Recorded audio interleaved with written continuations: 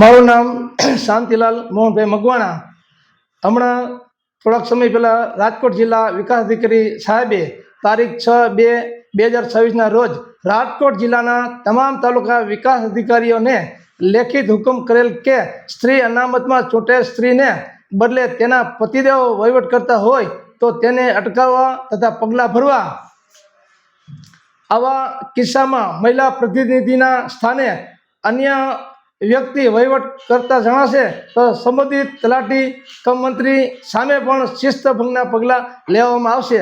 આ બાબતે હમણાં જેતપુર તાલુકાના બોયડી સમઢિયાળા ગામે મારા ધ્યાન મુજબ હું પંચાયતે ગયો, ગ્રામ પંચાયત, ત્યારે સ્ત્રી સરપંચના પતિદેવ પોતાના સરપંચની ખુરશીમાંથી બેસી અને વહીવટ કરતા હતા. તે મને નજરે ચડેલું છે અને આ બાબતે અમે જિલ્લા વિકાસ અધિકારીને પણ તારીખ 3/7/2023ના પણ ફરિયાદ કરેલી છે કે જેતપુર તાલુકાના બોયડી સમઢિયાળા ગામના સ્ત્રી સરપંચને હોદ્દા પરથી તાત્કાલિક દૂર કરો, કારણ કે સ્ત્રીની જગ્યાએ તેમના પતિ સહીઓ કરે છે. એવા અમારી પાસે ઘણા પુરાવા છે. પંચરોજ કામ છે, વર્ક ઓર્ડર છે, ગ્રામ પંચાયતના બેઠક કાર્યની નોંધો ઉપર સહીઓ કરે છે, સર્ક્યુલર ઠરાવમાં પણ સહીઓ કરે છે અને પ્રમાણપત્રોના દાખલા આપે છે, તેમાં પણ આ પતિદેવ સહીઓ કરે છે.